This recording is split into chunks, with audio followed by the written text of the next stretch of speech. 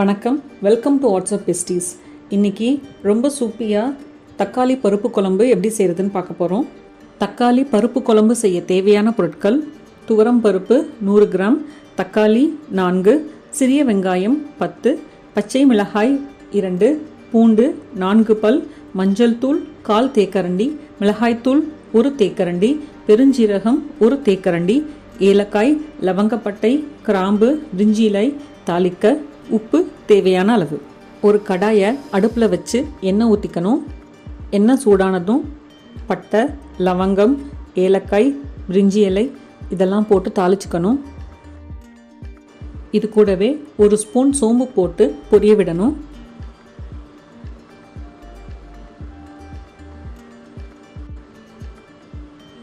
சோம்பு நல்லா புரிஞ்ச உடனே சின்ன வெங்காயம், பச்சை மிளகாய் இதெல்லாம் சேர்த்து வதக்கணும். தேவையான அளவு உப்பு போட்டுக்கணும்.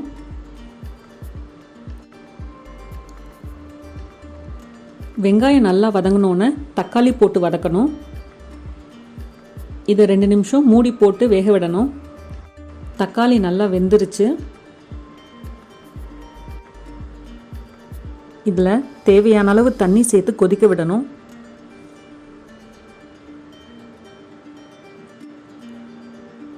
குழம்பு கொதி வரும்போது மிளகாய்த்தூள் சேர்க்கணும்.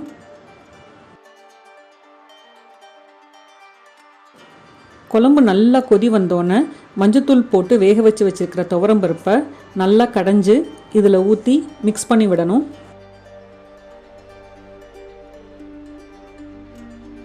இதில் கடைசியாக பூண்டு தட்டி போட்டு 2 நிமிஷம் சிம்மில் வைக்கணும்.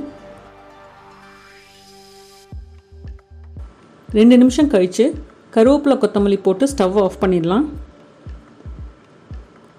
இந்த குழம்பு தண்ணியாக தான் இருக்கும். ரொம்ப அருமையாக தக்காளி பருப்பு குழம்பு ரெடி ஆகிடுச்சு. இதை சாதத்துக்கு, இட்லி, தோசைக்கு, சப்பாத்திக்கு எது கூட வேணால் வச்சு சாப்பிட்லாம். ரொம்ப நல்லாயிருக்கும். இந்த வீடியோ உங்களுக்கு பிடிச்சிருந்ததுன்னா நீங்களும் ட்ரை பண்ணி பாருங்கள். தேங்க்ஸ் ஃபார் வாட்சிங்.